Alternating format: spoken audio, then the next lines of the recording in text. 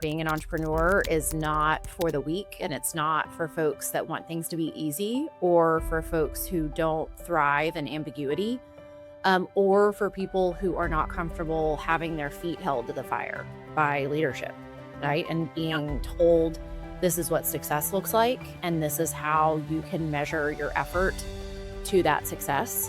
That's part of noticing. That's part of the great noticing, is things that could simply pass us by in life becoming moments that are profound, creating meaning out of things that seem disruptive or meaningless or even toxic, and using those moments to create something beautiful. So, vulgarity sometimes creates things that are beautiful. Yay! I'm sure I can deliver. Hello, Emily, and welcome to Inner Work. Hello, MaryAnn. Thank you so much for having me.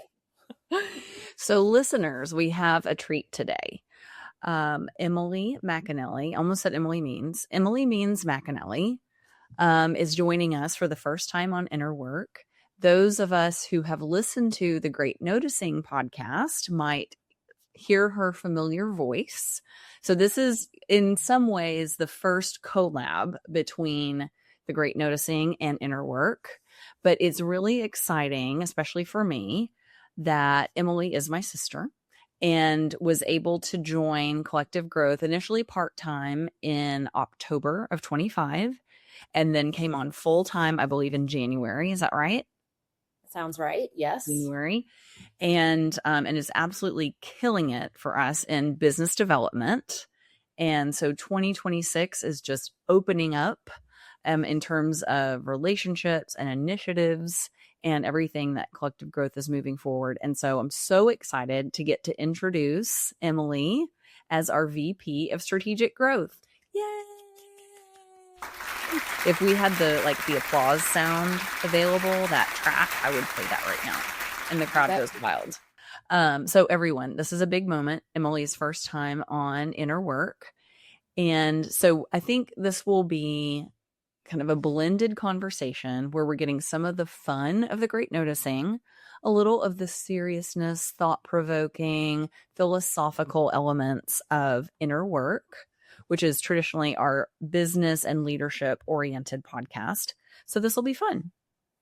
Awesome. Yay. I'll try to do my best to behave. I usually am the more of the instigator, I think, on at least that's my persona on the Great Noticing. And so here I'll try to bring a little bit of that energy, which I think is kind of biz devy. So I'll be authentic, but while also making sure I'm being professional.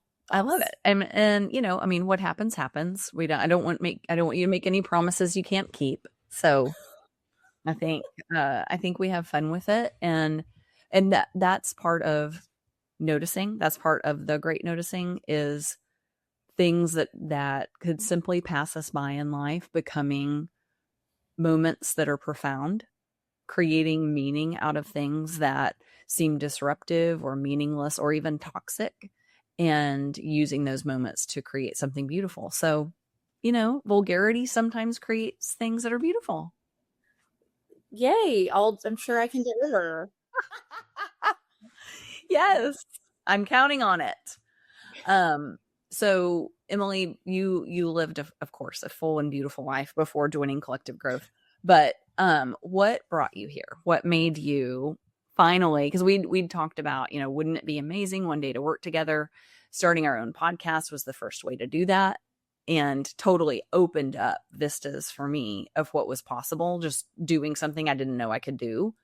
But for you, what was the transition for you around seeing it as, we have a podcast together, you have your own career, and then now building something together? I think that you are very persuasive, very persistent, and you have always encouraged me and created an outlet space, if you will, for me to be and strive towards the best version of myself. And I don't know what exactly was like the, okay, fine, I'll do it. But it was, for me, I knew that this was going to be really hard. Um, being, a business partner, being an entrepreneur is not for the weak, and it's not for folks that want things to be easy, or for folks who don't thrive in ambiguity, or for people who are not comfortable having their feet held to the fire by leadership, Yeah. right? And being told this is what success looks like, and this is how you can measure your effort to that success. Mhm. And up until, I really think that, I'm not trying to discount myself or discount the things that I've done in my career, but I have always pursued the path, frankly, of least resistance. And I've always just, I make the joke a lot about loving to show up and throw up and just rely on my laurels and kind of my innate gifts, which are really just personality based.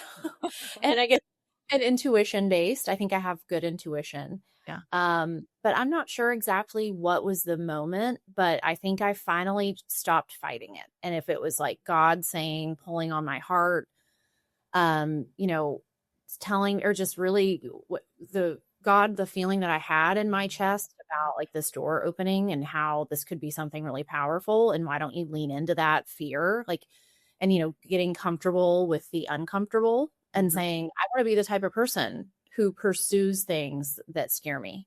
Yeah. And there's a lot of, it's scary to go into business with your big sister who has always been more, and who's always been more reliable. Who has always been, I mean, you expect a lot of people, and you expect you more actually, more accurately, you expect a lot of yourself. And I did not want to fall short of, and I didn't want to let you down. And so there's a lot of pressure there that's just obviously purely familial, but the pressure of taking on a business development role in this sort of watershed moment in your business Yeah. is also really is inherent with a lot of pressure. Also getting to the place where I feel a sense of ownership, where I'm like, this is not just your business, this is our business. Mhm. And really just finally, frankly, kind of growing up a little bit.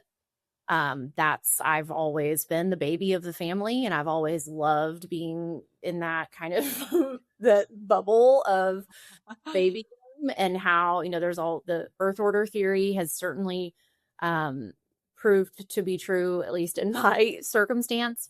And I'm kind of ready to step out of that sort of shadow I've made for myself.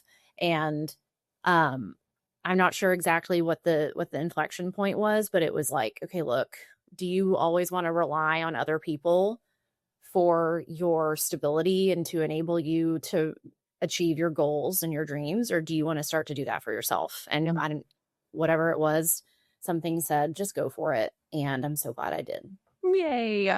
Well, it's so multifaceted because sometimes we see the best in ourselves. We see our potential. We believe that we're meant for something big. And then we also see the worst of ourselves. And so I identify, when you talk about some of the things that you've been nervous about, or not being sure that you were ready, or not showing up in the powerful way that you can. I've never seen that in you. I've always seen you as so intelligent and so confident, and somebody I would want on my team. And it was just, to me, like a matter of time, for the right thing. And we had to be making enough money. And that's been part of our journey over the last couple of years of scaling, is what does this look like as a business beyond solo entrepreneurship? I knew that I could do the work and be who clients needed me to be, and have one or two people, we're one full-time person and a contractor helping with that stuff. And it is as hard as I thought it would be to run a larger organization, because the process of scaling is so intense. You don't get the benefit of a self-operating business until it is self-operating, and all of the moments and years and infrastructure building is as hard as you would think.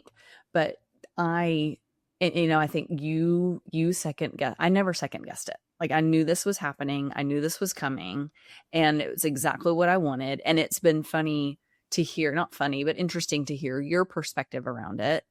And I, I can think back to, when we've spoken about this several times lately, several years ago, when the business was at an inflection point around what it could be. And I just had Margot, who's now 3, almost 4. And you were asking me, why don't you grow it? Why don't you hire a couple of salespeople and grow? And I didn't want that at the time because I was scared of that. I was scared of this level of commitment and whether I could do it, and life circumstances and the Lord intervening around, well, you're either going to grow or you're not going to exist anymore. And that, okay, you grab it by the horns and let's go for it. But in those conversations, and some of it was, I want a partner. I want somebody, not like somebody that completes me, but somebody who thinks about things differently than I do. And as much as we think similarly, like there's probably as much that's similar about us as different. It's so interesting to engage in conversations about the business, about where we need to go and how differently we think and how complementary we think about different things. But I think the people who were the most worried about it were our parents. Yeah. And Dad, every time we would bring it up, it's like, are you sure, doing the hand wringing thing? Are you sure that you can, what if it's hurts your relationship? And I'm like, it's not possible. Even if it didn't work, it wouldn't hurt our relationship. It would be like, well, I mean, to me, like, we tried it, we really went for it. We gave it all we had, and it really wasn't the right fit, but that wasn't what I ever saw as a possibility because this was meant to be. Yeah. I feel the same way. And that was something I was thinking about today, oddly, is like, we never, because people have asked, like, how is it working with your sister? Ooh. And, is that uncomfy? And not because of you or our specific relationship, just like people's generalized understanding of what it's like to work with family or the stereotypes they're in. And like, we never fight. We just don't fight. And if we squabble, it's like, it's very quick and then we move on. And that's, I think, how our relationship has always been. And I think we're both also very comfortable stating when we're frustrated, why. We're both very introspective. We're both very willing to accept fault. We don't engage in stonewalling or passive aggressiveness or whatever. I mean, basically, we're just awesome people. And so it's really nice to work with someone who is just as emotionally intelligent and introspective as you are. So This is a dream scenario. And I can imagine how people who are more afraid of conflict or haven't been in as much therapy as we've been in, truly, might find this sort of circumstance daunting. The relationality of it is not daunting to me. It is the pressure and the fear of failure, and realizing, and some of the work I've been doing in my devos and journaling lately is like really analyzing whether it's helpful. I think it is helpful to like look back and go, okay, I made these choices for a reason and I'm happy that I did because it got me to where I am today. But I have never failed, and I don't want to start now, just FYI. Yeah. But I have never put myself out there. I always, again, like, and I think to an extent, God has, not just to an extent, God has definitely blessed my life. I have lived a very charmed life in a lot of different ways. In my adulthood, I've been taken care of. And yes, I made these strides myself, but I didn't, go get my MBA. I didn't, I've never had to sit down and have an interview in front of a panel. Mm-hmm. I've never, like, ever. I've just always had jobs like fall in my lap or whatever. And so that has been both something that I don't want to look a gift horse in the mouth, but also a source of shame.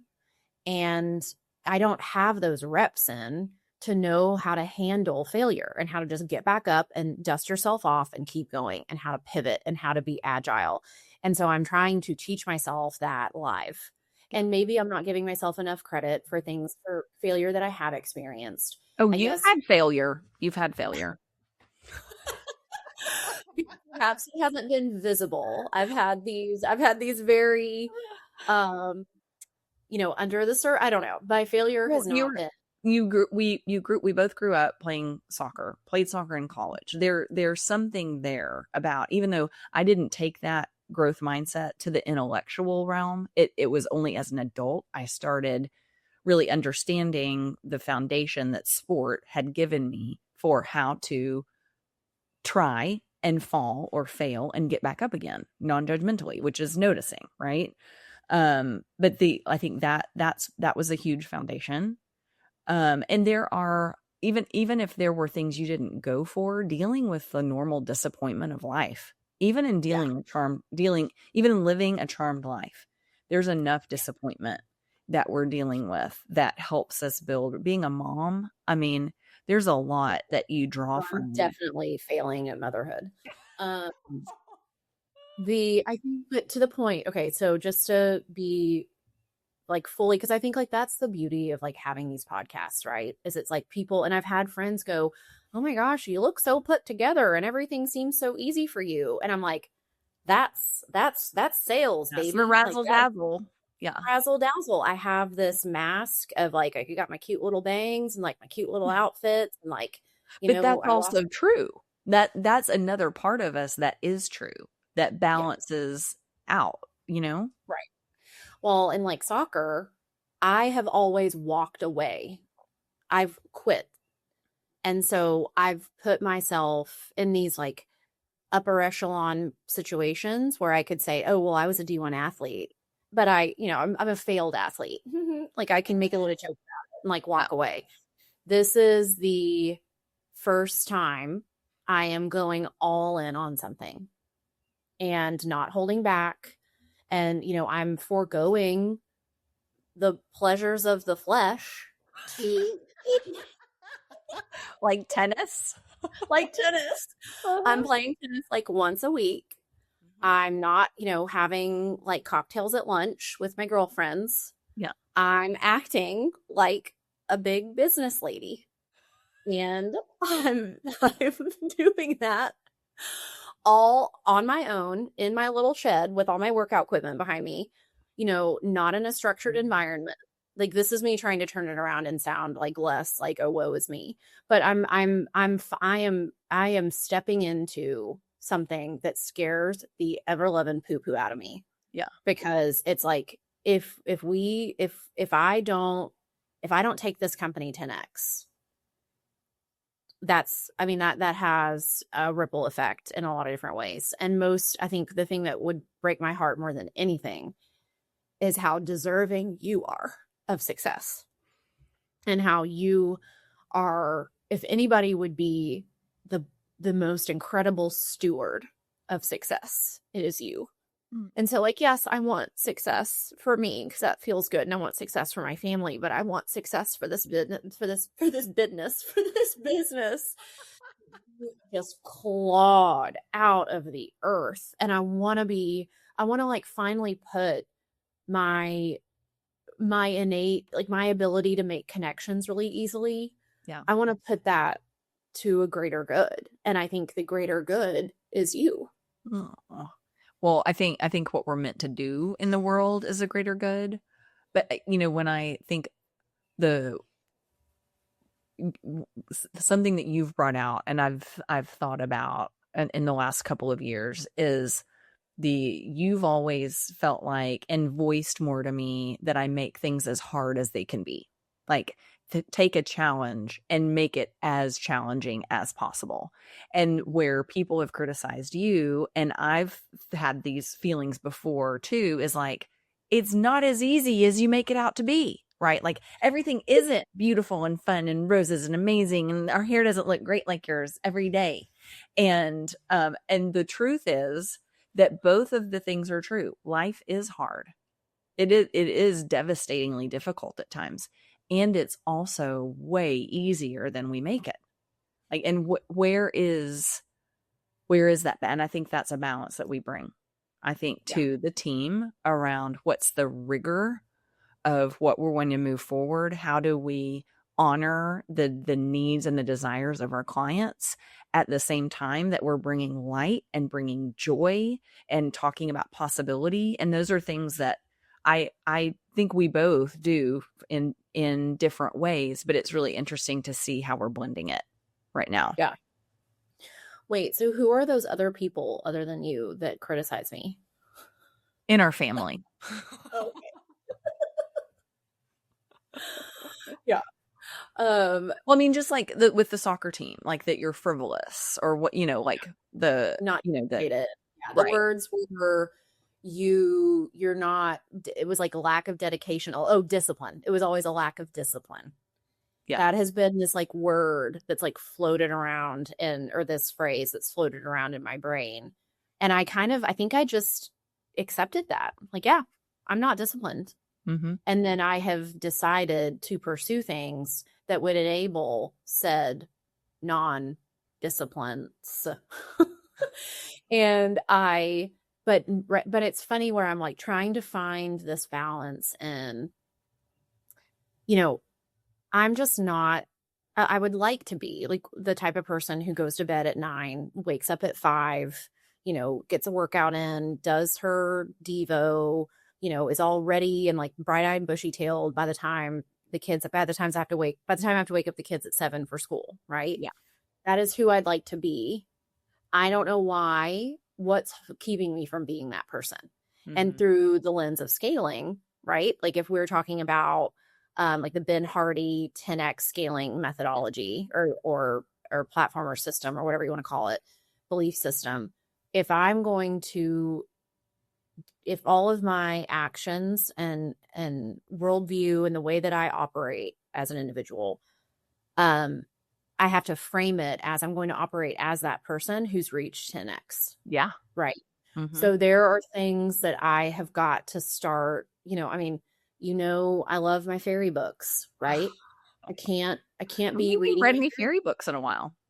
I haven't. I've stopped. Yeah. Like I've stopped reading the fairy books late at night, but I'm still not disciplining myself to go to bed the second I get the kids down. Yeah. And then do that thing where I wake up super early. So like there are definitely ways that I can continue. And maybe it's not this like should, like I remember a therapist one time said, like, don't tell yourself I should do XYZ, because then it's obligation and nobody wants to do something because they should. Right. Do it because they choose to. Mm-hmm. I would like to experiment with what it feels like to go to sleep at 9:30 and wake up at 5. Yeah. And because I choose to, because that feels good. Mm-hmm. And I think there are ways that it's like, okay, I'm getting this operational rhythm.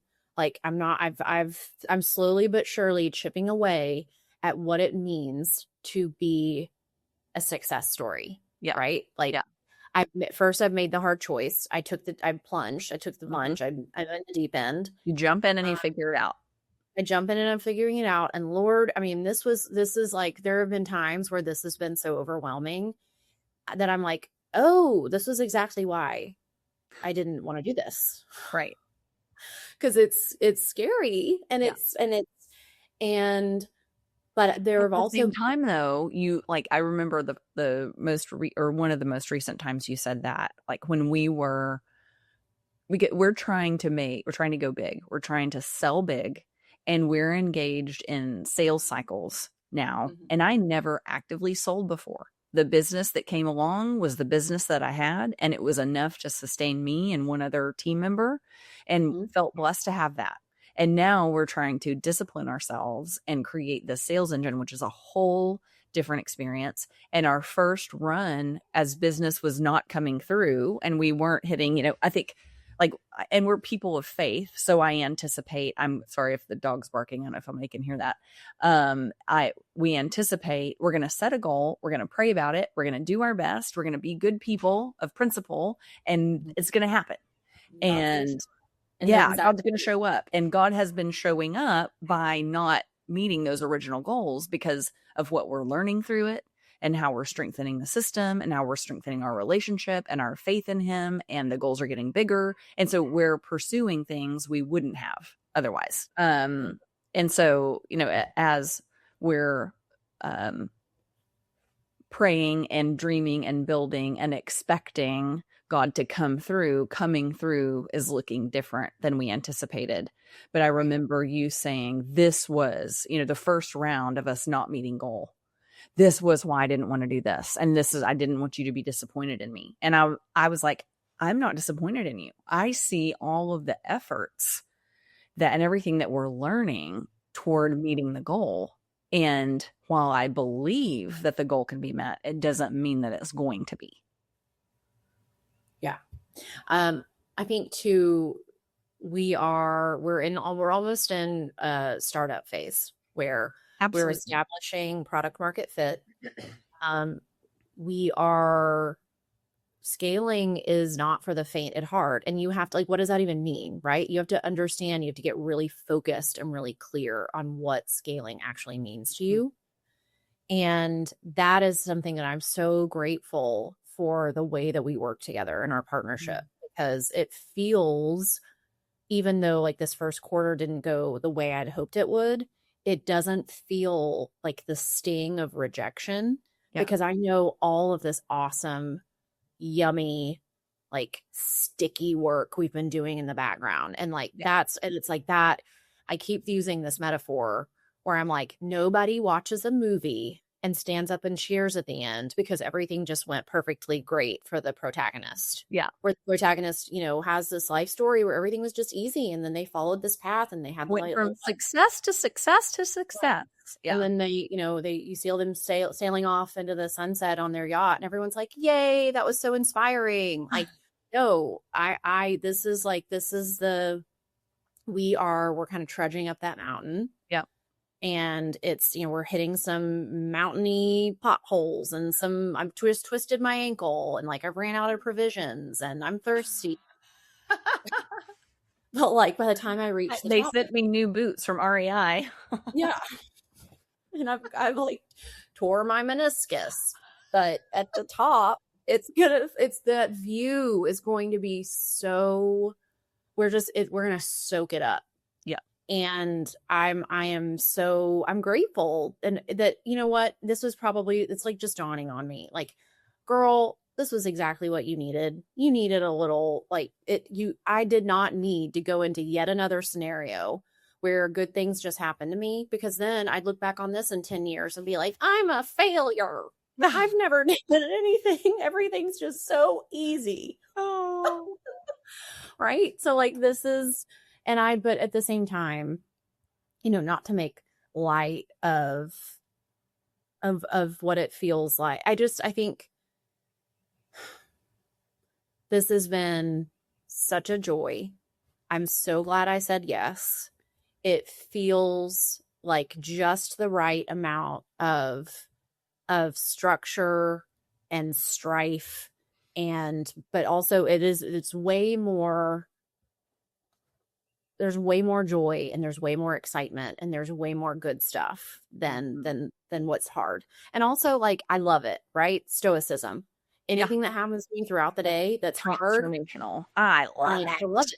I love it. My nanny has to just, sent me a breakup text, and I wasn't expecting it. I love it, because that's what my kids need. That is going to make me have to, and honestly, let's talk about what's it called? Proof, necessity drives something. What? Necessity is a mother of invention. Yes, perhaps. Mm-hmm. Yep. Let's go with that.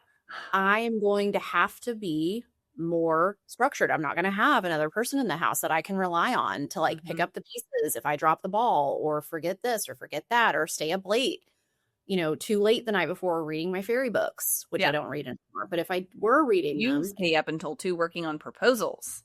I did. I was yes, texting a client in Australia. Hi, Ed. Ed, hope you see this. Hope you say it. Hope you say it and you like it. I need your feedback on the proposal. Let us know what you think. Oh, that was good. That was really good. Can I tell the quick story of what Ed said the other night? Yes. Really? Tell it. Mm-hmm. So we, this is another thing. I laugh so much on this job. And that is what I love to do. I love to laugh, and I love to make other people laugh. Yes. And we were on a call with this potential client, and we'd been on with him, and basically it was an hour and a half long call. And then it's like 11 p.m. my time, maybe midnight. I don't know. But I just had this. I was like, you know what? What would a biz dev gal do What right would now? big boss lady do? Boss lady do. I'd pick up the phone and I'd call my champion and ask him how he thinks the call went. And so I did. And, we are like on a Zoom and we're talking about how it went. He goes, I think it went well, la, la. And he goes, Australian, which is why we're speaking like we have mental illness.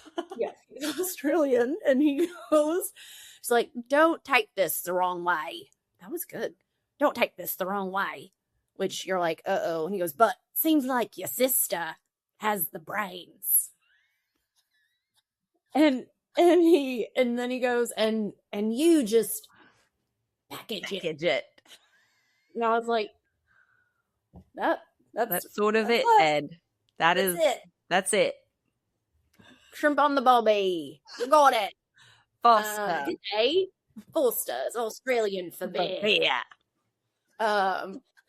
So yeah, that happened. And that that was fun. And it didn't bother me. I was like, yeah, I mean, yes, that's. Well, I think you said, well, you picked up my call, didn't you? Uh-huh.